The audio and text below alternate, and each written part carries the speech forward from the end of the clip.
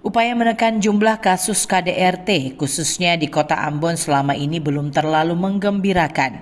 Kekerasan terhadap perempuan terutama dalam rumah tangga cenderung masih mencuat.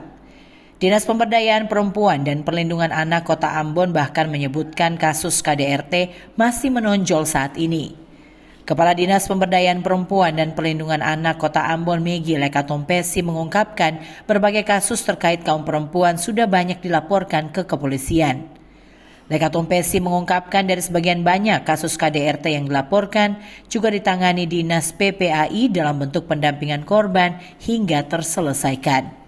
Bahwa memang untuk kekerasan terhadap perempuan itu didominasi oleh kekerasan dalam rumah tangga. Dan yang kami tangani memang baru sebatas kasus-kasus yang dilaporkan. Jadi kami berharap bahwa kasus-kasus yang ada terjadi di diri kita sendiri mungkin atau yang terjadi oleh tetangga kita jangan didiamkan, karena kalau itu tidak dilaporkan maka pasti korban tidak akan mendapat layanan sesuai dengan kebutuhannya. Beberapa kasus memang korban harus ditangani secara kesehatan begitu dilaporkan, ataupun secara psikolog, perlu pendampingan dari psikolog, psikiater, maka juga akan kami fasilitasi.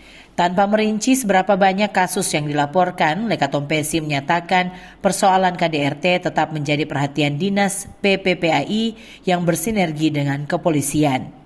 Dikatakan jika sudah ada laporan yang masuk, Dinas langsung mengambil peran dengan pendampingan baik untuk pendampingan kesehatan hingga pendampingan hukum. Edukasi juga diberikan agar para korban bisa memahami bagaimana prosedur penyelesaian masalah KDRT sesuai aturan hukum. Dinas P3AI sendiri akan bersinergi dengan pihak-pihak terkait agar korban yang didampingi mendapat kepastian hukum. Yaser Tuarita, Usman Tuan Kota, melaporkan.